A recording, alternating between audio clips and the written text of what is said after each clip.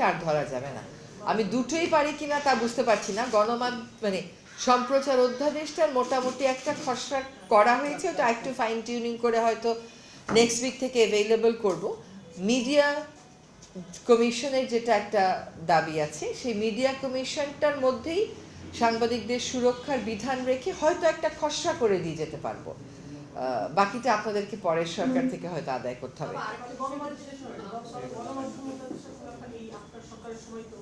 আমি চেষ্টা করব, আমি কথা দিতে পারি না। অ্যাজ আই সেড, এটা প্রসেসটা অনেক লম্বা। আপনাকে একটা আইনের খসড়া করতে হবে, খসড়া একটা করে দেওয়া আছে সংস্কার কমিশনের রিপোর্টে, কিন্তু ওটা তো অ্যাসপিরেশনাল, ওটা তো লিগ্যাল, আপনাকে রূপ দিতে হবে। তারপরে এটা আপনাকে ওয়েবসাইটে দিতে হবে, স্টেক হোল্ডার কনসালটেশন করতে হবে, তারপরে আপনি ক্যাবিনেটে নেবেন, ক্যাবিনেট তার মতামত দেবে, তারপরে যদি ক্যাবিনেট পাশ করে দেয় তারপরেও লেজিসলেটিভে গিয়ে ওইটা ভাষা ঠিক করে আমি চেষ্টা করব।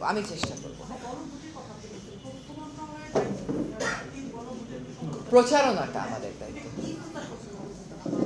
মানুষ যাতে গণভোটে অংশগ্রহণ করে, মানুষকে তো বিষয়গুলো বুঝাতে হবে যে 11টা বিষয়ে তারা যে হ্যাঁ বা না বলবে, এই বিষয়গুলো আসলে কি, হ্যাঁ বললে এটার ইমপ্লিকেশন কি, না বললে এটার ইমপ্লিকেশন কি। সরকারের একটা ন্যারেটিভ প্রস্তুত করা আছে, আপনারা সেই ন্যারেটিভটা আমাদের কাছ থেকে নিয়ে যদি প্রচার করেন, মানুষকে সাধারণ ভোট দিতে এবং গণভোট দিতে উদ্বুদ্ধ করেন, তাহলে কিন্তু এটা একটা অনেক বড় কাজ হবে। বিকজ গণতন্ত্রে তো এভরিওয়ান হ্যাজ টু এনগেজ।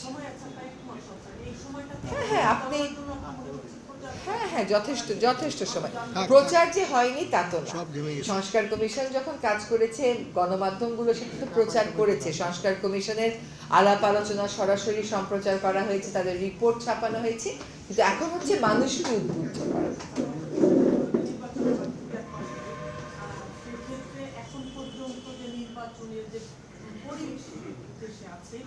সেটাকে আপনি কি মনে করছেন কিনা সুষ্ঠু, গ্রহণযোগ্য এবং শান্তিপূর্ণ নির্বাচনের জন্য? নাম্বার 1।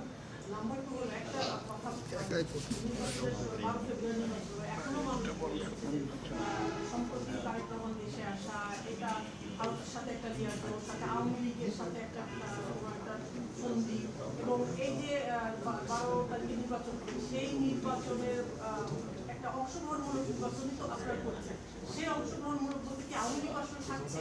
সেটা কি এমন শোনা যাচ্ছে তফসিল পরিবর্তন হয়ে এপ্রিলে নির্বাচন যাবে, আওয়ামী লীগের নির্বাচন আনার জন্য? শোনার তো শেষ নাই।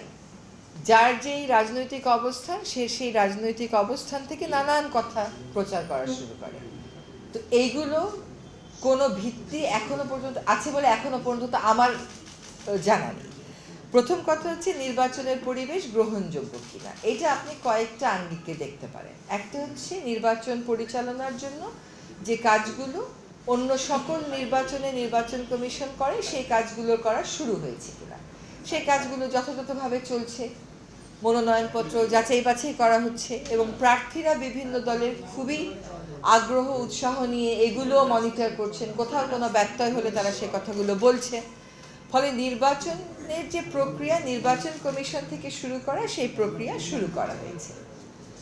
এখানে মানুষকে উদ্বুদ্ধ করতে সংস্কৃতি মন্ত্রণালয় এবং তথ্য মন্ত্রণালয় একসাথে কাজ করছে।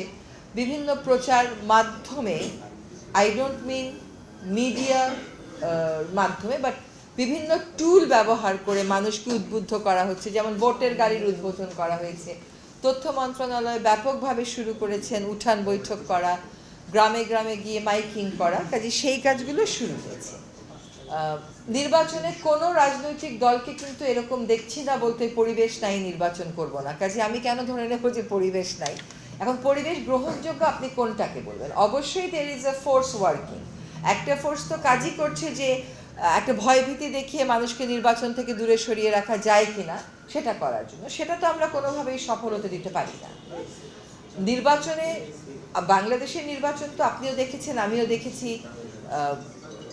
নির্বাচনী সহিংসতার একটা মাত্রা থাকে, কিন্তু তার উপরেও একটা অতিরিক্ত মাত্রা আরোপ করে মানুষকে ভয়ভীতি প্রদর্শন করা হচ্ছে। সেজন্যই আপনাদের কাছে আহ্বান করছি, মানুষকে ভয়ভীতির পরিবেশের ঊর্ধ্বে নিয়ে আসা আমাদের দায়িত্ব। জনগণ ভোট দিয়ে তার প্রশাসক নিয়োগ করবে, তার শাসক নিয়োগ করবে। আপনি গণমাধ্যম হিসাবে গণতন্ত্রের ভিত্তি রচনা করার জন্য মানুষকে সেই কাজে উদ্বুদ্ধ করবেন। কাজে আপনার প্রশ্নের সহজ উত্তর হচ্ছে, যে এখনো পর্যন্ত পরিবেশ আমার কাছে গ্রহণযোগ্য বিবেচিত হচ্ছে, যে কাজগুলো করার কথা সেই কাজগুলো আমরা করে যাচ্ছি। রাজনৈতিক দলগুলো উৎসাহ নিয়ে নির্বাচনের কাজে অংশগ্রহণ করছে, কাজে পরিবেশ গ্রহণযোগ্য না এই কথাটা বলবো না, তবে একটা ন্যারেটিভ বা বলার কোনো সুযোগও নেই। একটা ন্যারেটিভ করার চেষ্টা করা হচ্ছে যে না এখানে আইন শৃঙ্খলা পরিস্থিতি বা এই কারণে নির্বাচনটা শেষ পর্যন্ত হবে না, এটা মনে করার কোনো কারণই নেই। সরকার নির্বাচনের একটা ক্লিয়ার রোডম্যাপ দিয়েছে, সাধারণ নির্বাচনেরও ক্লিয়ার রোডম্যাপ আছে, আপনার গণভোটেরও ক্লিয়ার মেসেজগুলো আছে, কাজে নির্বাচনের দিকে দেশ অবশ্যই এগিয়ে যাচ্ছে। না, এটাও বারবার স্পষ্ট করা হয়েছে যে বিচার কার্য শেষ না হওয়া পর্যন্ত তাদের রাজনৈতিক কার্যক্রম যেহেতু স্থগিত এবং নির্বাচনের কাজগুলো তো শুরু হয়ে গেছে, এগুলো তো এখন যাচাই বাছাই করে প্রার্থী তালিকা চূড়ান্ত হয়ে যাবে, কাজে এই প্রশ্ন তো এখন একটা অবান্তর প্রশ্ন। পুলিশ কি 17 মাসে আসলে অ্যাক্টিভ করতে পেরেছে কিনা অন্তর্বর্তী সরকার, এটা আপার প্রশ্নের সম্পূর্ণ সমান। আর গতকাল আইন উপদেষ্টা বলেছেন আইপিএল বন্ধ করার জন্য বাংলাদেশের সম্প্রচার। এই বক্তব্যের মধ্যে দিয়ে যেটা 23 ডিসেম্বর অর্থ উপদেষ্টা বলেছিলেন যে রাজনৈতিক কূটনৈতিক সম্পর্ক উন্নত করতে চায় ভারতের সাথে বাংলাদেশ, এই বক্তব্যের মধ্যে দিয়ে সেটা খানিকটা বাধা তৈরি করতে চায়। আচ্ছা, প্রথম কথা হচ্ছে আপনি যদি স্বাভাবিক আইন শৃঙ্খলা পরিস্থিতি দেখেন, স্বাভাবিক আইন শৃঙ্খলা পরিস্থিতি বিভিন্ন সময়ে যা থাকে তার থেকে খুব বেশি ব্যত্যয় হয়েছে আমাদের পরিসংখ্যান তা বলে না। সুতরাং পুলিশকে একটা পর্যায় পর্যন্ত অ্যাক্টিভেট করা গেছে, কিন্তু এখন আসলে নানান রকম জায়গা থেকে যে চ্যালেঞ্জগুলো আসছে আমাদেরও সেই চ্যালেঞ্জগুলো মোকাবেলা করতে আরও বাড়তি পদক্ষেপ নিতে হচ্ছে। যেমন আমাদের হাদির হত্যাকাণ্ড, সেখানে আমাদেরকে এখন অন্যান্য প্রার্থীদেরকে বাড়তি নিরাপত্তা দেওয়ার কথা বলা হচ্ছে, তারাও কেউ কেউ বাড়তি নিরাপত্তার জন্য আবেদন করছে। ফলে একটা একটা করে চ্যালেঞ্জ যখন অ্যাড করা হয় তখন একটা একটা করে চ্যালেঞ্জের জন্য আমাদেরকে বাড়তি পদক্ষেপগুলো নিতে হচ্ছে। তবে সার্বিকভাবে পুলিশ ফাংশনাল এবং পুলিশ এখনও তার কাজে মনোনিবেশ করে যাচ্ছে। যদি আইপিএলের কথায় আসে, বিষয়টা হচ্ছে যে খেলাটা যদি খেলার জায়গায় আমরা রাখতে পারতাম খুবই ভালো হতো, কিন্তু আনফর্চুনেটলি খেলাটার মধ্যে রাজনীতি নিয়ে আসা হয়েছে। অন্যান্য সময় আমরা কি বলি, দুইটা দেশের মধ্যে যদি রাজনৈতিক টেনশন থাকেও, যে কোনো দুটা দেশ, আমি বাংলাদেশ ভারত, বাংলাদেশ নেপাল এরকম বলছি না, ভারত নেপাল, ভারত মালদ্বীপ এটা বলছি না, বলছি দুইটা দেশের মধ্যে যদি রাজনৈতিক টেনশন থাকেও বলে যে সাংস্কৃতিক এক্সচেঞ্জ, খেলাধুলা এগুলোর মাধ্যমে এটা কমিয়ে আনা যায়। এখানে দেখা গেল সম্পূর্ণ উল্টো কাজটা করা হয়েছে।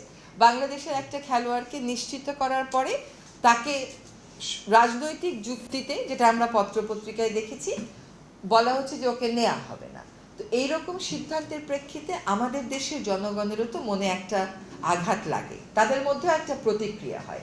সেরকম জায়গায় আমাদেরকেও একটা অবস্থান নিতে হবে। আমরা সেই অবস্থানের আইনগত ভিত্তি এবং প্রক্রিয়া যাচাই বাছাই করছি এবং করার পরে আমরা একটা বিফিটিং পদক্ষেপ গ্রহণ করব। আমি মনে করি না এটার সাথে অর্থ উপদেষ্টা মহোদয় যেটা বলেছেন সেটা কনফ্লিক্টিং হবে, কারণ এখানে একটা সিচুয়েশন আমার জন্য তৈরি করা হয়েছে, আমাকে সেটার বিরুদ্ধে একটা ব্যবস্থা নিতে হবে, সেটার ব্যাপারে একটা ব্যবস্থা নিতে হবে। আমার তো চুপ করে বসে থাকার উপায় নেই। কোন যুক্তিতে মোস্তাফিজকে মানা করা হচ্ছে? খেলোয়াড়ই কোনো যুক্তিতে মানা করা হলে তো কোনো ব্যাপার ছিল না, যে যুক্তিতে মানা করা হচ্ছে সেই যুক্তিটা তো আসলে আমরা কোনোভাবেই গ্রহণ করতে পারি না, ফলে সেখানে আমাদেরকে একটা প্রতিক্রিয়া দেখাতেই হচ্ছে। আমরা বিশ্বাস রাখতে চাই